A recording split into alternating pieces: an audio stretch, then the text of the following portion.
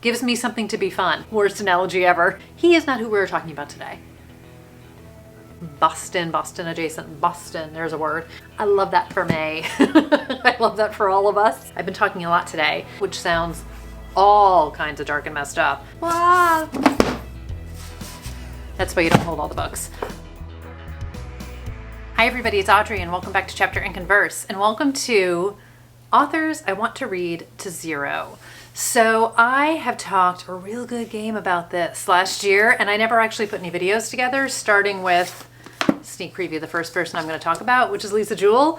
But I was really thinking about my reading for 2024, and if you guys have followed me or watched any of my more recent videos, you guys know I don't make TBRs, I don't make structured plans, but I like to have some kind of plan or direction.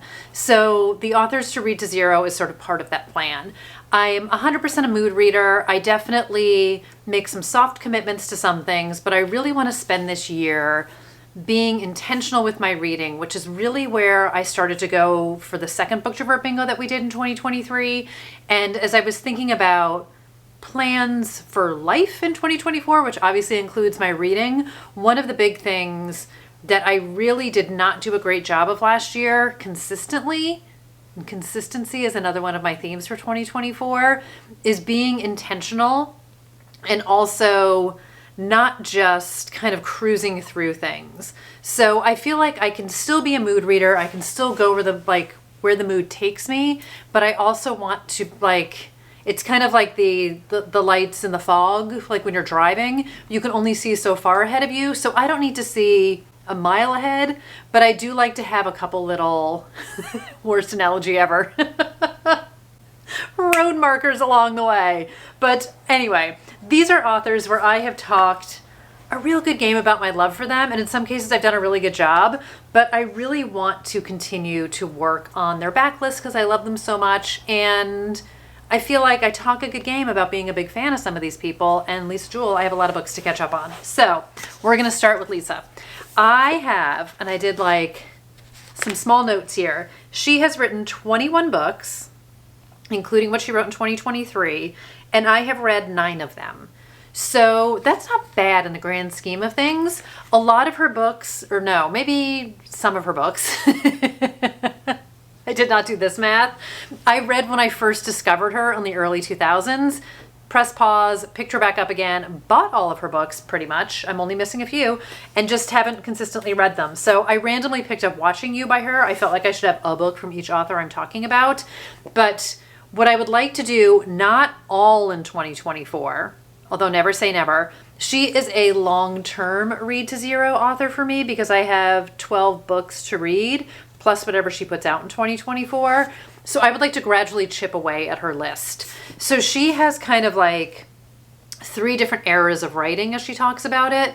So we have her original contemporary, she calls it pop fiction, kind of rom-com in some ways, but there's still some weightiness and life to it. So it's not all just bubblegum pop kind of a thing, but there's a lot of pop culture references to it. It's very timely.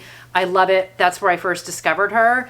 And then she sort of entered into this low-key mystery in some of her books. And then she really pivoted into more of the Lisa Jewell we know and love today, where there's much more grounded in psychological thriller, psychological suspense, mystery, but always all of her books, regardless of which era she's in, are always very character driven, which is one of the things I absolutely love about her, on top of her writing, on top of her stories, on top of her characters. So I would definitely like to dig deeper into her books this year. And I don't know, I might dabble in all the different eras of hers. I haven't quite decided yet, but I will probably maybe do a separate post just about her. But I also have this, I was going to say this true crime book, this nonfiction book. Oh my God, it's not a true crime book. This is called The Truth About Lisa Jewell by Will Brooker. And I mentioned this when I hauled it back in 2023. I'm saying it like it was so long ago. I mean, it's the middle of January, you guys. So he spent a year following her while she was writing The Family Remains. And I read The Family Remains in, I feel like I read it for series September because I wanted to then read this since it was so fresh in my mind. It's January, so it's totally fine. But this was written during lockdown, so a lot of their conversation was like over Zooms and stuff like that. But he follows her as she's writing this book, and I just think how freaking cool is that? So such a great insider writing thing. So I'm adding this to the list. So technically I've got 13 books, even though this isn't written by her, it's written about her. So she is number one on my list. I like the first one I'm talking about. I love all of these authors. Okay, the next one I have is, I've got fewer books to read by her. So this is Jessica Knoll. I loved Bright Young Women. This is Luckiest Girl Alive. Bright Young Women was my favorite book of 2023. If you guys have been around, you've seen me talk about it 10 times over. I do have reread plans for that in 2024. I want to reread it. I did get the audiobook of it, which Sutton Foster narrates, which I'm super excited about, but I don't have the words for how much I loved that. And I mentioned when I reviewed that book that I had a bit of a complicated relationship after having read Luckiest Girl Alive many, many years ago, which I eventually unhauled and I have since repurchased along with The Favorite Sister. So technically I only have one Jessica Knoll book to read, which is The Favorite Sister, but I'm going to reread Luckiest Girl Alive first. None of them are connected. I'm just going to read them in pub order. And I'm treating it like I have two Jessica Knoll books to read because I want to read this again to see if the same feelings I have come back up again this time. So I really enjoyed the story of this and the premise of it and her writing. And I just felt certain thing. I can't even talk about it because it's going to spoil what it is. I think what I will probably do with this, like I did with Midnight is the Darkest Hour, is I will probably do a reading vlog on this and do thoughts and feelings without spoilers and then have a break point and then have all my spoilers. But what I did with Midnight is the Darkest Hour, which really worked for me, I don't know how it worked for you guys, is I filmed non-spoiler and spoiler thoughts in the same clip and then I just broke them apart. So that way they were all very raw and fresh, but then I can dig into more of like what didn't work here the first time around and we'll see what happened the second time around. But I am fascinated with Jessica Knoll as an author, the research she does, the work she does as a screenwriter, as a businesswoman, her philosophy on business, on writing, on making money, on being successful.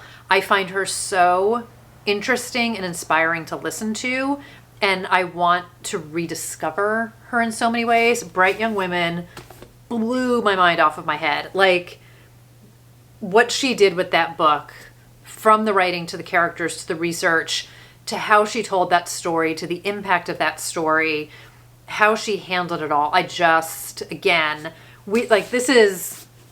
this pile is kind of like an author goals for me of authors I would love to be a fraction of. So I'm trying to just learn from the best. So I've got Jessica Knoll here. The next one I have is Peter Swanson. You guys know I love him. I do talk about him a whole mess of a ton. And from a percentage standpoint, I feel like he's the one I've done the best job with. So he has written, I did not actually count all the books that he has. Hold please. Okay, the smart thing to do would have been to grab his newest book, but so he has written 10 books. One of them is a novella, The Christmas Guest, which is his latest. I have read 8 of them, including the novella. So I have 8 Perfect Murders and then his debut, The Girl with the Clock for a Heart, to read. And then he has a new book coming out summer 2024 called A Talent for Murder. So I easily can read him to 0 this year, which I would like to do.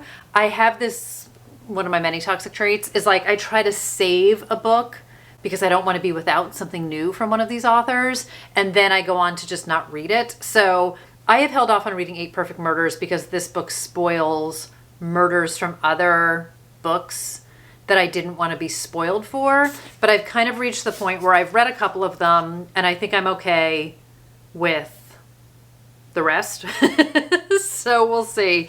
And my understanding is that he does spoil more than just the 8, so stay tuned for more on this one. But I just love him. He is dark and messed up in all the best way possible. He holds nothing back. He goes all in. The Kind Worth Killing was the first of his that I read. It is my favorite of his. It is one of my all-time favorite books, and I am excited to read what is left in his canon. So he is on the list. And then the next author I have, which I would say like, from like percentage wise, whatever I'm the best, she's probably the same as him. So this is Samantha Downing. For Your Own Good is the only one of her 4 books I have not yet read. So also an easy one. They're not all easy ones. I swear I'm not just picking people where I only have like 1 or 2 books left to read. But I had put this, I didn't put this book off. I saved it for Dark Academia season, put it on a Dark Academia TBR in 2022, didn't read it.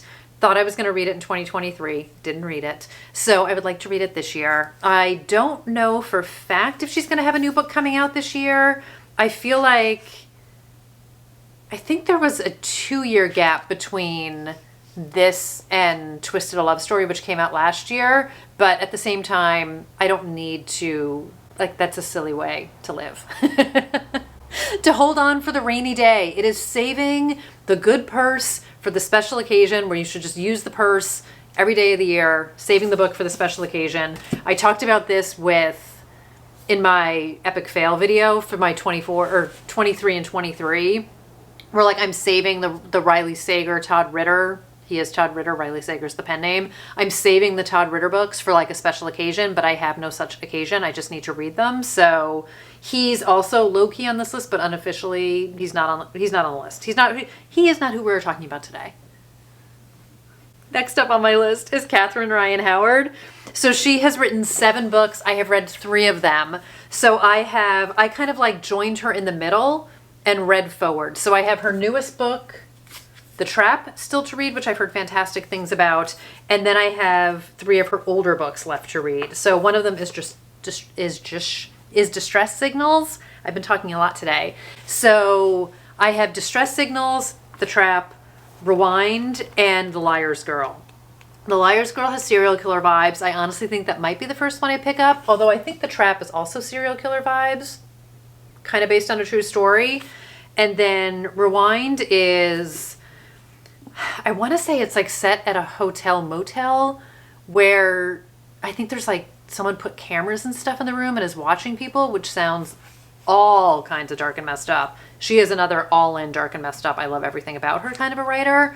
And then this one, we have Adam Dunn's girlfriend fails to return from a Barcelona business trip and his perfect life starts to fall apart. So she was on this cruise trip called the Celebrate, and she's not the only woman who has disappeared from this boat. So he needs to get answers, and he's going to try and figure out what the heck happened to her. So I love Catherine Ryan Howard. I think she's so smart and so talented. Definitely writes complex, interesting characters. She sometimes, in the books that I've read, has taken some things from real life. The Nothing Man, which is the first of her books that I read that I absolutely loved, has echoes of the Golden State Killer in it, which she talks about in her afterword in that book. It's so fantastic. It's a book within a book. Runtime is written as a script, which, I mean, just her creativity. I think she is someone who always pushes herself and like takes chances, I feel like is not the right way of saying it, but she uses different mediums. She uses different ways of telling stories. Again, she's got a script. She's got a book within a book. I think there might be some transcript even to Rewind, but again, I'll let you know when I get there. But they've also reissued all of her book in these new covers, so I love that. I love that for May. I love that for all of us.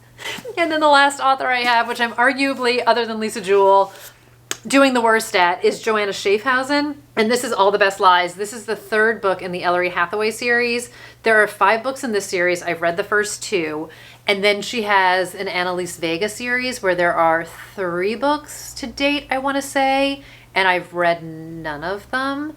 But I have 2 of them, and I really want to get the 3rd one because it's set on a college campus and it's got dark academia vibes to it, but it's a 3rd in a series, so I don't really want to start there. So I started to read this series a couple years ago, and it is set in and around Boston. We have a police detective and an FBI agent. So our detective was a survivor of a serial killer when she was a child, and Reed Markham is the FBI agent who helps save her. And then we fast forward and some things start to happen. This is for book number 1 that seem connected to what happened to her as a child. And she reaches out to Reed and they start to work together.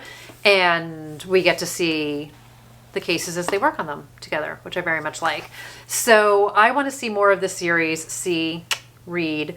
And I really enjoy her writing. I really enjoy these characters. It has a little bit of it kind of gave me like a little bit of a Bones thing, even though she's a cop, she's not an archaeologist, but that relationship between the police and the FBI. Again, Bones is not police, but like they're investigating murders together. So it was a little bit of that kind of a relationship to it, but Reed is one of my favorite characters. And again, I feel like I used to go through phases. So this is not, I don't know why I'm always like, I feel like. I used to go through phases where I would discover a new author, often in the middle of their life, you know, so where there was like a lot of backlists that I could dig into, like Richard North Patterson or Tammy Hogue. I'm like thinking of authors I used to read way back in the day when I really was like into legal thrillers, like after my Grisham obsession had started. And I would just read one after another of a certain author. And I did that when I found Emily Giffin. I think she was on her, I think Baby Proof was just getting ready to come out when I found her. So I read her first 2 books, but I have a real good knack for like obsessing over an author and digging into them. But in recent years, I have done that less. I feel like the only time I've done that recently is when I read Jennifer Hillier's first 2 books back to back, which are connected. And you guys know my obsession for her is everything. I've read her to zero, which is why she's not here. So anyway, after I read the first 2 books in this series, I like wanted to take a break and not overdo it and like not, again, leave myself with nothing left to read. And then I just didn't get back to it. So she's another one I absolutely need to get back to. And I was like, wait, there's 5 books. I said that. There's 5 books in this series. So, and I own all of them. So I've got no excuse. So I'm excited to get back into these. And then this one, I know this one has dual timelines. So part of it is in Vegas. And then I don't know if they're Boston adjacent and the rest of it, but we'll find out when I read it.